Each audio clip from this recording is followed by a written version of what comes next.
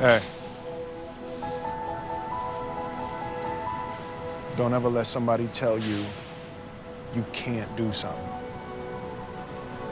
Not even me. All right?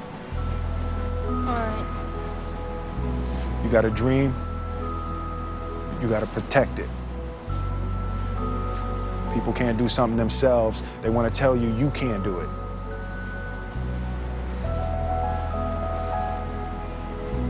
You want something, go get it. Period.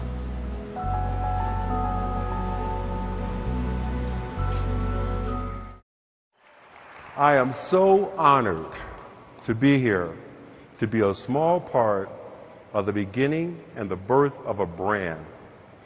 You guys have no idea how big this thing could be. The president of the studio runs out to meet me and he says, "Wow, Chris, man, wow, you look good. What are you doing? Are you working out? Man, you look great." And I say to him, "Well, you look good too. You look great. What are you doing?" And he says, "Let me show you what I'm doing." Runs over to his car, pulls out a case of Zrii. Is that wild? I wanted to become world class at something. I just had to find out what that something was going to be. And the very first time I walked into a Wall Street trading room, I knew this is it. The ticker tape is rolling, the phones are ringing off the hook, people are screaming and shouting out orders, bodies are flying all over the place, tickets are getting stamped, and what looked like chaos to anybody else, for me, it was like reading a sheet of music, and I knew this is where I'm supposed to be. Major Wall Street firms have begun to require an MBA just to get into their institutional training programs. I had never gone to college. Didn't mean I wasn't smart, didn't mean I wasn't bright, I just didn't have a college degree. But I kept coming back. I interviewed for a year.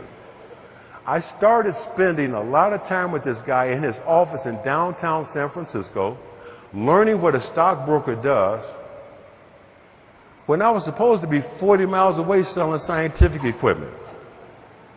But I kept making them 200 calls, and every day for a year, this little old man came to see this gorgeous female broker who sat next to me. Was none of my business. I sit there making my 200 calls. I got on a blue suit and a gray suit. This guy watched me for a year.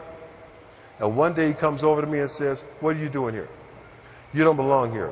Here's my card. Come see me." Again, I thought it was a client coming to see his broker. Wrong. That little old man, turns out, was the managing general partner for Bear Stearns in San Francisco, and he was coming to see his girlfriend. But I go see this guy, and he tells me the story of this place called Bear Stearns. Tells me how the firm was built by entrepreneurs with a strong work ethic. And he says to me, "If you come over here, I will make you a star." In preparation for this meeting, I'm real clear. Keep the focus on performance, added value, and the wealth you created in the portfolio. That's it. This is the story of every father who ever had to be a mother, every mother who ever had to be a father, and everybody who ever had a dream and wouldn't quit. This ain't even about you. But the most important thing I've ever done in my life is to have broken the cycle of men who are not there for their children. That is absolutely the most important thing I've ever done or will ever do. Because I raised a young man who finally at 27 gets it, the most important thing about being a man is being responsible. Because I raised a young woman who understands how a man should treat her, respect her, and deal with her, I'm going to have influence on generations of my offspring that I probably will never meet. But because I broke that cycle here, that's going to be my ultimate contribution, not just to my family, my community, our country, but the world. Thank you, Zrii, for having me here. It's been an absolute blast. Thank you, my man. Thank you. God bless you. Thank you so much.